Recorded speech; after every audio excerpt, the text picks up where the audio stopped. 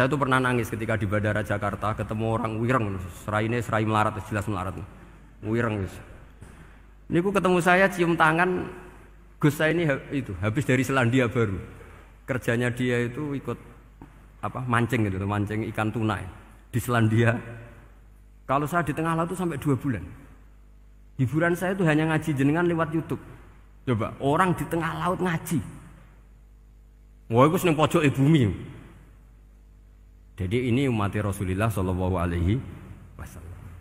Makanya kalau suwon jenengan yakin saja terhadap syafaatnya Quran, karena semua malaikat itu kena aturan. Di antara aturannya adalah tidak boleh menyiksa orang yang di hatinya ada Al-Quran. Fa inna Allaha ta'ala la yu'adzibu qalban wa al-Qur'ana, karena Allah tidak akan menyiksa hati yang ada di Quran, yang ada Qurannya. Sehingga memiliki jelas gini riwayat saking Ibnu Katsir, supaya kula percaya.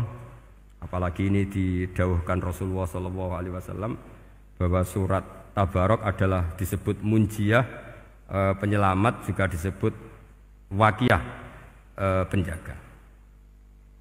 Lalu biasanya orang-orang yang enggak percaya syafaat itu pertanyaannya adalah, kan manusia itu wa alaisalil insani ila masa'a, manusia itu hanya bisa membawa bekal apa yang pernah dilakukan. Itu dijawab oleh ulama-ulama kita ahli sunnah wal jamaah. Entah perlu ditambah An-Nahdliyah apa enggak tahu saya. Saya ini kata orang banyak termasuk pengurus PBNU, tapi saya itu tetap enggak pati srek. Kalau ahli sunnah saja, enggak usah ditambahi An-Nahdliyah. Karena nanti malah enggak global ini, ahli sunnah kok lokal ini jadi ribet. Ya, tapi kalau kita di Indonesia ya ditambahi An-Nahdliyah enggak apa-apa. Karena mau enggak mau memang dalam hal ikramus sahabah mungkin kita dengan Wahabi itu sama-sama ikramus sahabah. Tapi dalam hal percaya wasilah kita ini ada miripnya dengan Syiah, karena Syiah percaya wasilah, NU percaya wasilah. Tapi dalam bab ikramu kulli sahabah beda kita dengan Syiah. Fa innas Syiin itu ada sahabat yang dihormati, ada yang enggak. Akhirnya terus kita karena itu terus bikin ahli sunnah An-Nahdliyah, karena Wahabi itu ya ahli sunnah tapi enggak percaya wasilah. Ya katanya gitu, kata para pakar-pakar. Saya sendiri hanya nirukan, saya tidak punya kepentingan untuk menganalisis itu. Karena pertanyaan di kuburan itu ya gampang, nanti marobuka, manabiuka itu gampang lah. Tapi ada KNU juga, ada nanti Gus pertanyaannya, wama jamiyatuka. Waduh ribet itu, lama-lama wama hizbuka, partai kamu apa? Ribet kan kalau semua orang kreasi nambahin, malah ribet kan. Tapi lewat ngaji ini saya pastikan bahwa surat Tabarok itu luar biasa. Terus saya teruskan.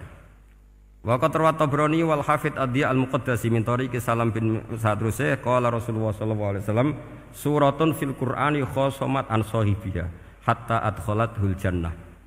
Jadi ada surat di Quran yang mati-matian membela yang hafal sampai surat itu memasukkan orang itu ke surga, yaitu Tabarakalladzi biyadihil mulk. Ini yang An Ibni Abbas yang qala daraba ba'du ashabin Nabi sallallahu alaihi wasallam khifa'ahu ala qabrin wa wala yahsibu annahu qabrun. Fa idzan qabru insanin yaqra'u suratal mulki hatta khatamaha. Fa atan Nabiyya sallallahu alaihi wasallam faqala hiyal mani'ah hiyal munjiyah tunjihi min adzabil qabri. Jadi ada sahabatnya Nabi, karena kemalaman dia bikin tenda di kuburan. Dia enggak ngira kalau itu kuburan. Ternyata di situ ada orang Sohibul Qabri ini baca surat Tabarok. Baca surat Tabarok. Kemudian peristiwa itu dilaporkan ke Rasulullah. Jawabnya Nabi apa? Memang surat Tabarok itu al-mani'ah, yang bisa menghalau atau menolak azab. Terus hiyal munjiyah, memang surat Tabarok itu menyelamatkan tunjihi min adzabil qabri, akan menyelamatkan orang itu dari siksa kubur. Ikut ke sekolah. Wa qala Tabrani haddatsana Muhammad bin Hasan. Terus qala Rasulullah sallallahu alaihi wasallam lawadittu annaha fi qalbi kulli insani min ummati. Karena keramatnya surat Tabarok seperti itu, kata Nabi lawadittu pakai lam taukid. Yakti seneng ingsun annaha di surah yaitu Tabarok fi qalbi kulli insani min ummati. Karena keramatnya surat Tabarok seperti itu, saya suka kalau semua umat saya itu hafal itu. Nah, alhamdulillah barokahnya didikan para kiai, para guru, hampir semua kita ini hafal surat Tabarok. Daripada yang kampanye harus hafal Quran semua, ya sudahlah, ini al-maisur la yasqutu bil maksur, atau ma la yudraku kulluh la yudraku kulluh. Jadi saya itu punya santri orang Sulawesi. Itu dulu guru gitar. Santri di Jogja, dia dulu sekolah kesenian di Jogja terus jadi guru gitar. Saya ini kan kiai fikih. Saya mazhabnya sama dengan Pak Najib, termasuk ngaramkan gitar saya ini. Mau tak haramkan kok ora gelem ngaji malah ribet, tak halal ngomong gitar kok tak halal. Semeneng ae. Semeneng ae. Saya niru Mbah Mun, nek gak ono jawabane semeneng gak. Ya takok kadang, Gus, main gitar hukumnya piye? Kurang pegawean tak jawab. Halal tak haram, Gus? Kurang pegawean sejelas. Halal haram tak kok ribet. Tapi yang unik dari itu apa? Tiap tahun Bib itu datang ke saya setor surat Tabarok. Kadang ya setor 5 ayat, 20 ayat, sampai khatam. Naik pesawat dari Sulawesi. Gara-gara ngaji saya, sudahlah Gus, sementing aman. Jadi, aku ning donya wis main gitar saenakku, nak gak apal Tabarok bahaya gitu. Dia ngapalkan, apal betul. Sekarang kemarin setornya khatam. Ya hanya untuk ngelawan malaikat saja itu, untuk ngelawan malaikat itu. Saya kok tertarik gitu. Lah yang repot saya, Beb, saya kiainya ngajarkan itu tapi lupa ngajarkan haramnya yang gitu-gitu. Wah ya ribet ya, sudahlah nanti biar diurusi Allah Subhanahu wa taala. Sudah itu sudah. Karena jadi kiai itu repot.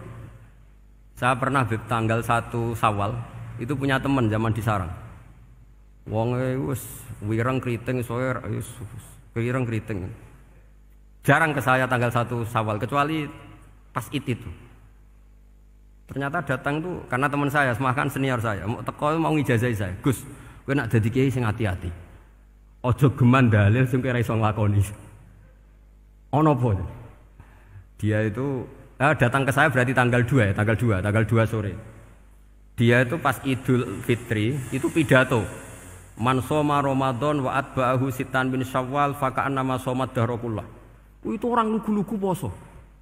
Bareng tanggal loro pas wandekne rokokan. Terus wong lugu-lugu, wah rugi mbah aku poso jebule jenengan ra kena dinut. Jadi semuanya yang poso 6 hari itu ngikuti kiai itu. Ternyata pas disowani pas rokokan, rugi mbah aku anut jenengan. Tak nut-nut poso jebule jenengan gak poso. Aku yo meneng ngene, lha opo kowe dalil ngono barang lho, lha opo ora iso nglakoni. Makanya ini hati-hati para kiai, nek dalil sing ora iso nglakoni ora usah. Nak khutbah id ora usah cerita poso 6 hari, kok malah diciri orang. Ya cerita wae wong nak berposo dosane di sepuro insyaallah, pokoke yang gampang-gampang saja. Nak dolan ning gone wong awan-awan dosa ganggu. Nak ra dolan sombong gak gelem silaturahim, wae ngomong yang umum-umum saja. Jangan dalil poso 6 apa? Hari itu sekali ada yang nganut ternyata kamu ndak bisa, wah itu repot. Ya jadi saya berharap sekali keyakinan guru-guru kita bahwa Al-Quran mensyafaati itu kita terima. Kita terima an ilmin wa an bayinatin wa an hujatin. Kita bukan sekedar terima karena itu dawai guru enggak, tapi satu bayinah. Yaitu logikanya adalah malaikat itu mukallaf. Mukallaf itu kena aturan hukum. Jika manusia kena aturan hukum harus menghormati orang hafal Quran, maka malaikat juga kena aturan yang sama. Yaitu harus menghormati yang hafal Quran. Jadi boleh kamu nanti ketemu malaikat mungkar nakir, sertifikat Iqra khatam, qiraati khatam. Syahadah saya hafid terbaik. Ya supaya dia enggak sembarangan nyiksa kita. Wah aku yakin mesti gak wani, yakin. Jajal sebenarnya. Tapi sampean matur, ojo tes tapi. Karena sekali dites bulet tuh. Ya jadi ini jelas ya, dawuh Nabi ketika cerita keramatnya surat Tabarok, dawuh Nabi lawaditu annaha fi qalbi kulli insanin min ummati.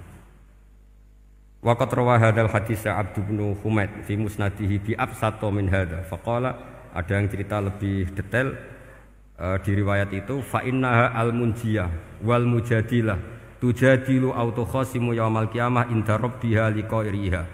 Nah ini lebih gampang lagi. Surat Tabarok itu mati-matian bela yang baca. Semoga riwayat ini yang benar, bukan li hafidhiha tapi li qari'iha. Sampeyan milih riwayat yang hafal apa yang baca? Baca apa hafal? Baca apa hafal? Korupsi kabeh, guys. Jadi ada riwayat itu tujadilu au tukhasimu yaumal qiyamah inda rabbiha liqari'iha. Bagi yang baca tidak harus hafal. Wa tatlubu lahu ayunjiyahu min adzabin nar wa yunjiya biha utawayan sahibaha min adzabil qabri. Jadi surat ini akan mati-matian bela yang membaca. Tadi kan riwayatnya hafal, jadi saya terjemah hafal terus. Akhir-akhir kok ada diskon cukup baca ya, ini tak ganti karena ini demi jenengan tak cari riwayat paling gampang. Sebetulnya ini enggak etis, kayak ilmu pesanan. Ya tapi ya sudah, memang ada riwayat apa? Liqariha. Akhirnya Nabi ya lagi-lagi menutup dawe lawaditu annaha fi qalbi kulli insani min ummati. Saya suka lawaditu itu pakai lam li taukid itu.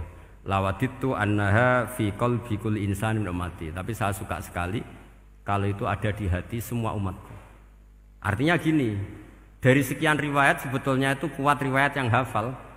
Karena Nabi selalu menutup dengan ngendikan saya suka kalau itu ada di hati, selalu ada di hati. Itu artinya hafal apa baca?